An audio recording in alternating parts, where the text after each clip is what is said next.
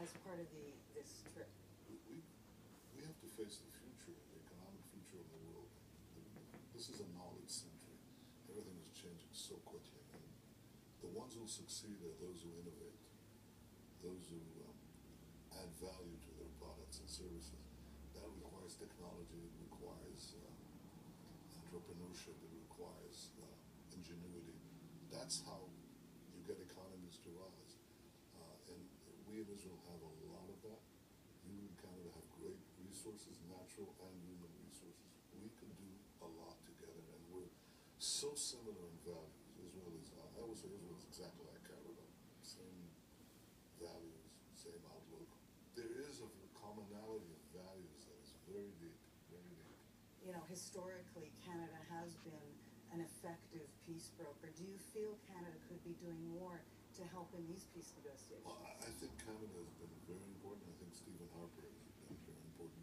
He takes a clear moral stand, and it's appreciated. It's respected by people far and wide.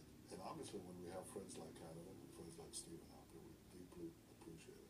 We feel that bond. You know, he actually faces a lot of criticism at home for the unequivocal support for Israel. Well, again, those who criticize him are sort of out of sync.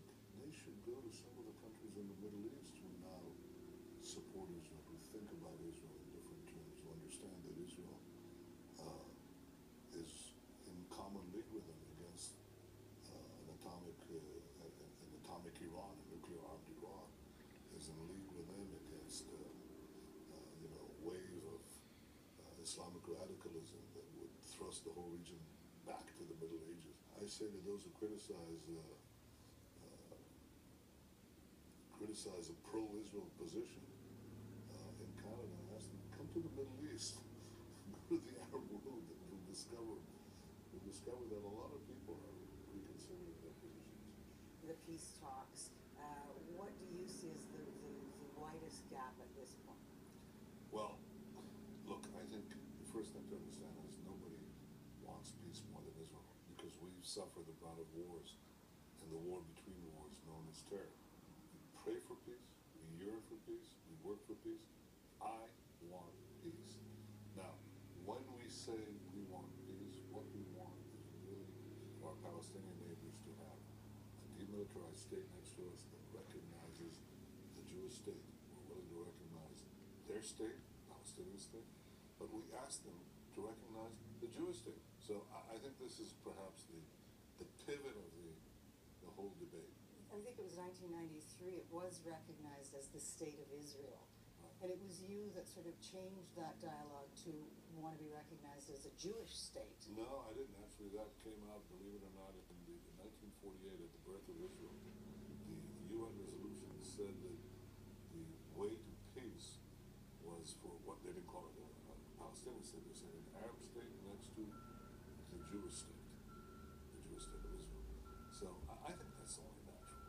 We're willing to make difficult and hard decisions and compromises to live in peace with our neighbors, but we're entitled to our own country, where Jews from around the world can come here, just as Palestinians from around the world can come to the Palestinian state.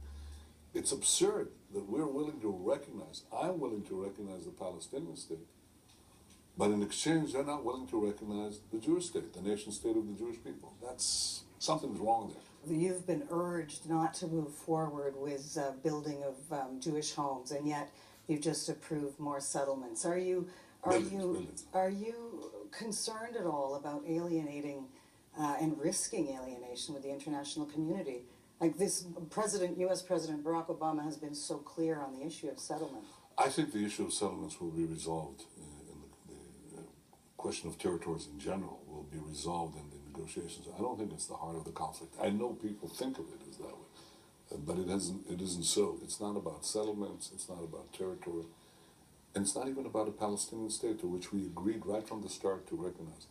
It's about the Jewish state. It's about the survival of the state of Israel. It certainly seems as if Europeans are losing patience, the United States is losing patience, even so many Israelis feel that you know, they run a risk of being further isolated if these peace talks once again fail. Well, I hope they don't fail, and I hope we can do everything we can to have a successful outcome.